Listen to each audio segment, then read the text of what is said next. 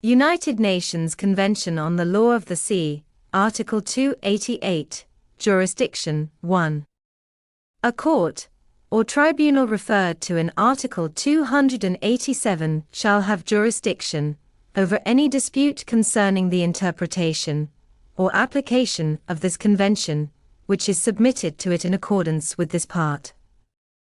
2. A court, or tribunal referred to in Article 287 shall also have jurisdiction over any dispute concerning the interpretation or application of an international agreement related to the purposes of this convention, which is submitted to it in accordance with the agreement.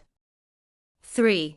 The Seabed Disputes Chamber of the International Tribunal for the Law of the Sea established in accordance with Annex VI, and any other chamber, or arbitral tribunal referred to in Part 11, Section 5, shall have jurisdiction in any matter which is submitted to it in accordance therewith.